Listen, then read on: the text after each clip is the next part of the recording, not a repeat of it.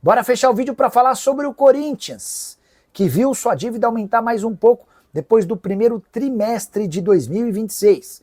E dá para dizer que esses números que eu vou passar a partir de agora são oficiais e fazem parte de um relatório anexado pelo Corinthians ao processo de regime centralizado de execuções.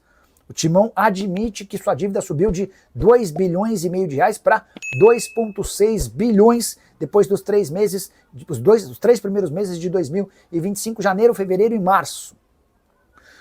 Só para contar que nesse primeiro trimestre o Corinthians registrou um déficit de 16 milhões e 400 mil, ou seja, ele gastou 16 milhões e 400 mil a mais do que aquilo que ele arrecadou. E o grande responsável por esse prejuízo não foi o futebol, pelo contrário, o futebol foi superavitário, enquanto o Clube Social e Esportes Amadores deram um prejuízo de 31 milhões e 900 mil. Você pega esse prejuízo de Clube Social e Esportes Amadores e pega o lucro do Departamento de Futebol e chega a um resultado negativo de 16 milhões e 400 mil reais. O balancete do primeiro semestre deve sair nas próximas semanas, está sendo conduzido pela equipe do Departamento Financeiro do presidente Osmar Stabile. Só para completar, outra notícia ruim para o Corinthians, o STF, o Superior Tribunal Federal, manteve a condenação do Corinthians em relação a um processo movido pelo Mosquito. O atacante que no ano passado conseguiu a rescisão do seu contrato com o Timão, alegando uma série de problemas por 4-0, incluindo o voto de Alexandre de Moraes, que é corintiano declarado. O Corinthians foi condenado ao pagamento de pouco mais de 8 milhões de reais ao Mosquito. A verdade é que o STF ratificou a decisão da instância superior, agora o Corinthians não tem a quem recorrer e vai precisar fazer esse pagamento. O Mosquito reclamava de atrasos nos pagamentos de fundo de garantia e direitos de imagem. Ele também conseguiu nessa ação que o Corinthians o indenizasse com o pagamento de todos os salários que tinham por vencer até o fim do contrato. E você, curtiu o vídeo? Não esquece de deixar like, de se inscrever no canal. Hora de falar sobre uma boa e uma má notícia no Corinthians. Mateuzinho não tem lesão na coxa direita, ele sofreu apenas um edema na vitória do Timão por 1-0 contra o Atlético Paranaense na quarta-feira, lá na Arena da Baixada. Essa é a boa notícia. E a má notícia é que, apesar de ser apenas um edema, ele não deve estar em campo no clássico desse domingo contra o Palmeiras, jogo super importante para o torcedor alvinegro, partida marcada para a Neoquímica Arena. A ideia é preservar o Mateuzinho com o risco de esse edema se transformar numa lesão muscular e ele aí ficaria de fora do confronto de volta da Copa do Brasil contra o Atlético Paranaense, marcado para o dia 11 de setembro. Tem mais uma informação importante no Corinthians: o Rayo Vallecano da Espanha entrou em contato porque quer Héctor Hernández. A ideia é contratá-lo por empréstimo, mas, segundo a imprensa espanhola, o Corinthians só aceita negociá-lo em definitivo ao custo de 2 milhões de euros. Confesso que me surpreendi com essa informação. A informação que eu tinha é de que o Corinthians estava louco para se livrar do Héctor Hernández e toparia, inclusive, continuar bancando os direitos de imagem. Só para você entender, quando ele chega ao Corinthians de graça, o Corinthians assume 500 mil de salário e mais 200 mil entre direitos de imagem e luvas. Se um clube brasileiro quisesse contar com Héctor Hernández, bastaria pagar esse salário, as luvas e os direitos de imagem seguiriam sendo pagos pelo Timão. Só para completar, ainda sobre o Corinthians, registrar que a Corte Arbitral do Esporte adiou em um mês a sentença em relação a Matias Rojas, notícia extremamente importante. O Corinthians vai ser condenado ao pagamento de 40 milhões de reais e se essa condenação viesse ainda com o transfer ban em relação ao Félix Torres e o Santos Laguna, o Corinthians poderia até perder pontos na disputa. A saideira sobre o Timão: Memphis Depay foi convocado para a seleção holandesa e enfrenta a Polônia e a Lituânia nos dias 4 e 7, nada que o impeça de enfrentar o Atlético Paranaense no jogo da volta na Copa do Brasil. Bora falar sobre o Corinthians, que colecionou mais 2 nãos nos últimos dias na busca por reforços. Quero contar com exclusividade que Pedro Rocha, que também foi alvo do São Paulo, acabou sondado pelo Timão. Esse contato aconteceu há coisa de 10 dias, o Corinthians queria entender a situação do centroavante, do atacante de lado de campo, que é o artilheiro da Série B na atual temporada. O Corinthians foi avisado de que o Remo só toparia negociá-lo com uma proposta de 2 a 3 milhões de reais para aquisição dos direitos econômicos. Isso tornou o negócio mais difícil. Timão também fez oferta por Vitor Hugo, meio atacante que pertence ao Flamengo, 21 anos de idade, mas por conta do transfer ban, o Vitor Hugo preferiu fechar com o Santos, onde ele sabe que vai jogar, do que se acertar com o Corinthians, correndo o risco de não ter condição de jogo. Vale a lembrança de que o Corinthians ainda não conseguiu derrubar o transfer ban, que o impede de inscrever atletas. A janela de transferências no Brasil se encerra na próxima terça-feira. Já havia contado também para vocês nos últimos dias que por conta do transfer ban, o Corinthians perdeu a contratação de Andrés Gomes, colombiano de 22 anos de idade que fechou por empréstimo com o Vasco da Gama. Ele pertence ao Rennes da França. Nicola, dá tempo de cair o transfer ban? Já posso dizer que há pessimismo no Corinthians. Para que houvesse tempo da retirada do transfer ban e da inscrição de novos atletas, o Corinthians contava com um acordo com o Santos Laguna para essa sexta-feira, o que não aconteceu. O time mexicano segue irredutível. Não dá para dizer que o Corinthians desistiu. A insistência e as negociações vão continuar nesse final de semana se o Santos Laguna acenar de maneira positiva. Na segunda-feira o Corinthians faz o pagamento da dívida, que hoje gira na casa dos 41 milhões de reais. A ideia do Corinthians não é pagar tudo de forma integral, para que na segunda e terça-feira o Timão tenha a oportunidade de inscrever atletas. O Agostinho Anello, americano, ponta, que joga no Boston River, tem uma negociação avançada, mas depende do transfer ban.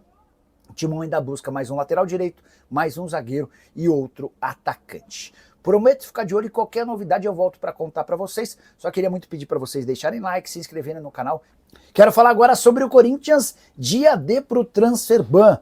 O Corinthians tem feito uma série de movimentos na tentativa de convencer o Santos Laguna a aceitar uma proposta de pagamento de um valor alto à vista e o restante parcelado à dívida de 41 milhões de reais pela compra do Félix Torres. Enquanto não resolver essa questão, o Corinthians está impedido de inscrever atletas. E aqui que vem a novidade. Conversei com uma pessoa bem próxima ao presidente Osmar Stabile e ela falou que para que o Corinthians consiga inscrever atletas a tempo, seria ideal que o transfer ban caísse nessa sexta-feira, ou que pelo menos o Corinthians tivesse a palavra do Santos Laguna de que vai retirar esse pedido e essa ação na FIFA. Caso contrário, se deixar para segunda-feira essa negociação, a tendência é que o Timão não tenha tempo hábil para registrar novos atletas. A janela se encerra na terça-feira. O Corinthians trabalha em 4 frentes na busca por 4 jogadores. Um atacante, pelo menos um ponta, mais um zagueiro e mais um lateral direito.